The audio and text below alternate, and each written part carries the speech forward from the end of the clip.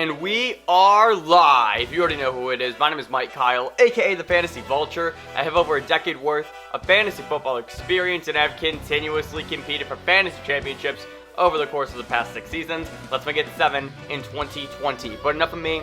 I'm here for you. On today's episode of the FD Show, we're going to dive right into our Week 4 game previews, breaking down every single Week 4 matchup all through the lens of fantasy football. Up next, obviously, the Thursday night game between the Denver Broncos and the New York Jets. If you're excited for this game recap, be sure to hit that like button down below like an open receiver downfield.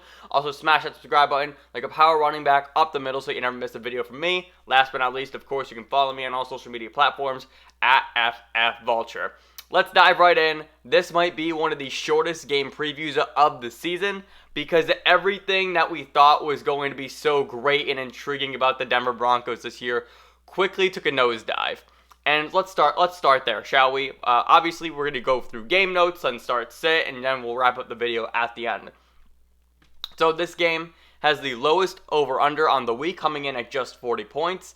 And Rypien is starting at the quarterback position for the Denver Broncos. Rypien is an undrafted free agent out of Boise State. He's actually played with NFL talent.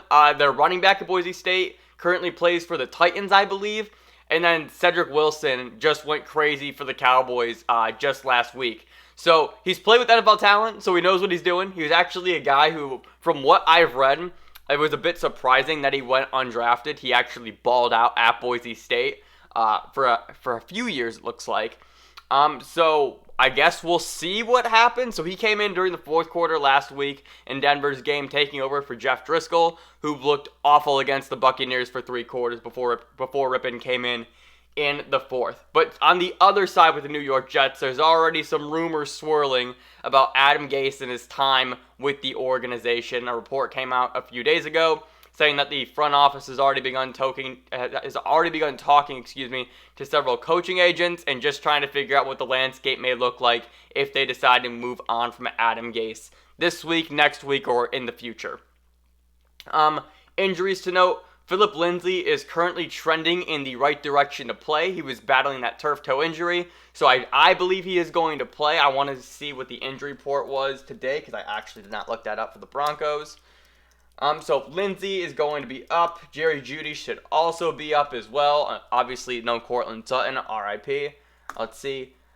Philip Lindsay's questionable. Limited participant in practice today. Yep, that's what I thought. So I expect Lindsay to play. I do. Let's see.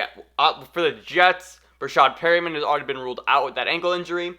And Jamison Crowder, wide receiver for the Jets, has been limited all week coming off of that injured hamstring. He is questionable. I also think that there is a pretty good chance that he suits up for Thursday night.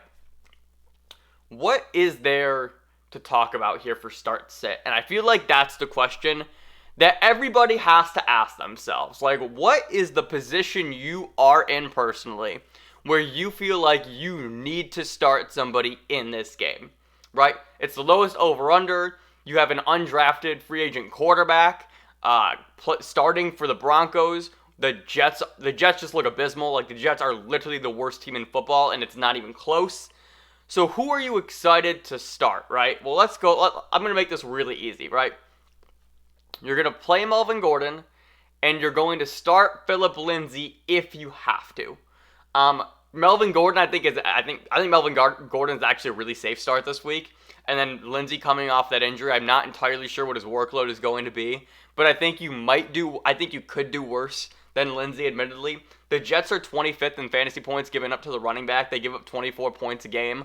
So that is a juicy number. And then obviously, while starting a quarterback like Rypien on a Thursday night game on a short week isn't ideal per se, this Jets, like we've been saying for 3 weeks now, this Jets team is not good, right? So if the likelihood is that the Broncos do get out to some kind of lead, obviously at that point I think they are going to try and take the ball out of their quarterback's hands and just run the ball almost every single play. I think it's actually going to be very Tennessee Titans-esque, if you ask me.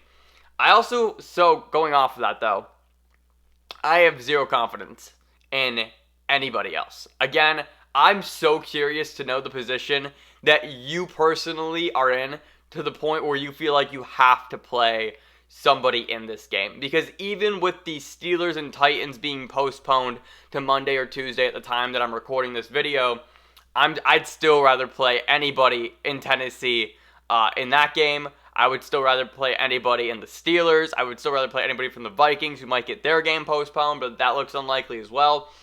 Like, I personally don't want to be held responsible for telling you to start Jerry Jeudy or Noah Fant or Jamison Crowder or Braxton Berrios in this game, because I don't want to do that to myself. Are you kidding? I'm not going to be held responsible for your mistakes. No. So I'm avoiding this game at all costs. Again, like I said, this was going to be one of the shortest previews. I just don't see the scenario where you're willingly putting yourself in that position, right? So I'm like, for example, I'm going to throw out some names. Let's go with flex options, because I don't think you're starting Jamison Crowder as your wide receiver 2. I don't think you're starting Frank Gore as your running back 2, right? Or just anything like that. You're not starting Jerry Jeudy as your wide receiver 2. So I guess let's just go through some flex options here. I would rather start Adrian Peterson this week, probably against everybody in this matchup particularly. I would rather play Justin Jefferson. I want to go through some more names here. Let me just pull up a list. All right. I would rather start Ronald Jones or Leonard Fournette against the Chargers. I would rather start Josh Kelly against the Bucks. I would rather start Antonio Gibson at my flex compared to anybody in this matchup outside of Melvin Gordon. Let's go through some more here. I would rather start Anthony Miller versus the Colts. I would rather start Keelan Cole versus the Bengals. I would rather start... I want to get one more name here. What's another really good name? I would rather start Myles Gaskin against Seattle than anybody in this matchup. I think we can end it there. Like, again, please leave a comment down below if you are playing anybody from this matchup. I'm genuinely curious, because at this point in the season, where yes, we have had a plethora of injuries, I feel like anybody else is a better option than a game like this, right? I saw, who tweeted this? Was it Andy Holloway that tweeted it? I want to say it was him. Or was it Mina Kimes? Now that I think about it, I think it was Mina Kimes.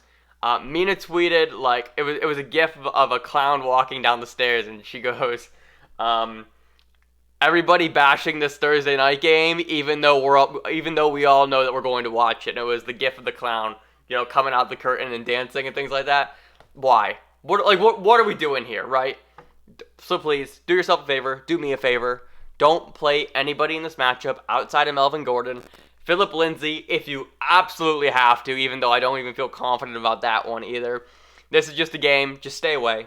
Just stay away. Please do yourself a favor and stay the fuck away from the Denver Broncos and the New York Jets. You will thank me later. So thank you so much for watching this game preview. If you enjoyed, be sure to leave a like and subscribe down below. I try to do this for every single Week 4 matchup. You can find the link up here for all of those. You can also follow me on all social media platforms at FFUltra. I love answering your start-sit questions, trade offers, and anything else fantasy football related over there. I think that's it. We're going to get out of here. Thank you again so much for watching. Remember, people come and go, but fantasy championships are forever, and I will see you in the next video.